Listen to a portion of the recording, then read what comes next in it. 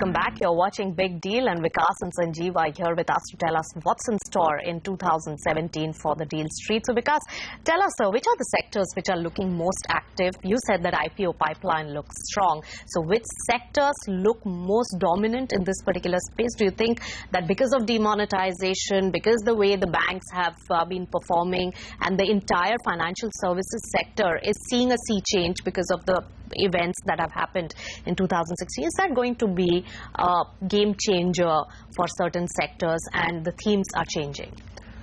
I don't think there will anything change. Significant change is happening because of demonetization from long-term perspective. So I guess in a couple of months' time or maybe a quarter's time, we should be back to normal from a demonetization standpoint of view. But if you see the sectors which are looking to raise capital or likely to be in limelight, I think primarily banking and financial services would be one sector which requires large part of the capital for growth purposes, and I think that would be the one significant sector which you will see will be raising capital both from public market as well as the private markets. Consumer is a segment which is always high in demand and less in supply, but deals do happen, and I think we have seen at very high valuation. Is that going to really continue? That will continue, because that is not going to change from a short-term perspective, because I think consumer has a long run ahead, and it's a beginning of a sort of long run. So I don't think it's going to have significant change because of one quarter's impact. We have had many quarters in the past for different reasons where numbers have got impacted. So I don't think that's going to have significant impact. So you will continue. I mean, we did Sheela Foam IPO, which did very well, which was just immediately after demonetization. So that speaks very well of this issue is not going to be very impactful. So consumer will continue to remain in limelight or in interest. I think sectors like infrastructure, within that logistics, transport, so infrastructure broad basket that needs capital, and there are certain segments where capital is available also, and certain segments I think you will see some sort of innovation happening for raising capital of the instruments that how do you get the new set of investors to so address that need of capital. So that's the one segment which needs large capital, will raise capital through various set of sort of new products, instruments, and you will see that also changing in this year. All right, so a lot of fundraising also you're expecting. Yes. We'll come back to that with Sanjeev. Which are the sectors that and the pockets that you will be watching out for and will be concentrating on for M&A deals? So in terms of sectors, I think we would continue to look at technology as one key sector. I think renewables continues to show significant traction. And we see that momentum being carried forward in 2017. Financial services has been very, very significant in 2016, and we see that continuing in 2017. And then we have the whole healthcare life sciences segment, which seem to be carrying a lot of deals into 2017. Apart from that, I would expect also consumer derivative, including logistics, to be a significant area from a private equity standpoint. And also, if you look at it, some of the early tech businesses, a lot of early investments going in things like artificial intelligence, machine learning, and others.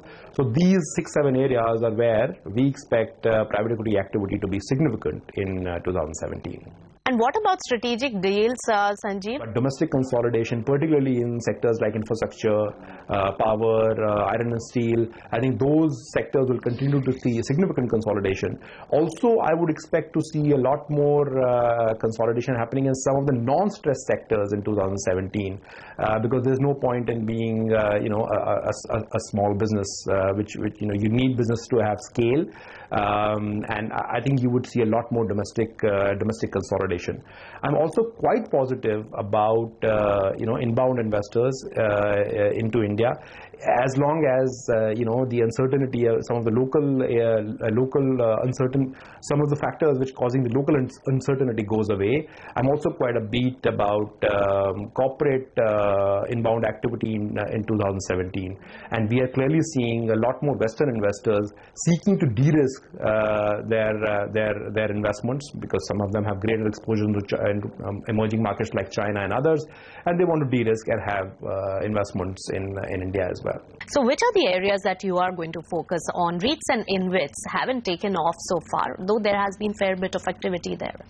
In the assets which are good, decent, yield generating, you will see instruments like InvIT coming about, which is basically one side you have investors who are seeking yield, because I think in India interest rates are coming down, and if for a fixed income investors, getting 6-7% yield is a very, very difficult task at this point in time.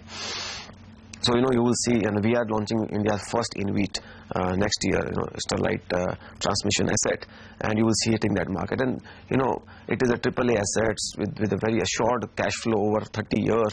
And, can investor get access to that at 9-10% kind of yield, which is a great deal for investors, and for a long tenor.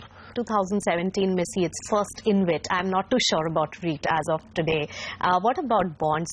Of course, because in terms of the debt markets, in interest rate or the monetary policies, US and India are on a divergent path right now.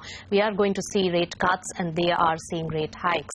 How is this going to impact the overall ability to raise funds? Which are the instruments at play? How does it put bond market, which Edelweiss does a lot? So, corporate bond market has been waiting to happen for many, years.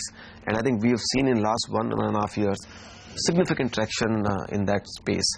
Lots of corporates who have a decent rating have started hitting the bond market through public issuances, and we have done many of them.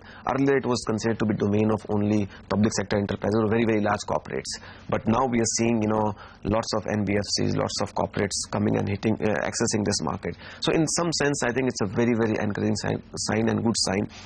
Good corporates will disintermediate from banks to go directly to the bond market. It increases the yields of the investors and also reduces the cost of the corporates as compared to the bank borrowing. Let's slip into a short breather, but we'll come back and talk more about the revenue generation of both PwC and Edelweiss from the Deal Street. Stay tuned.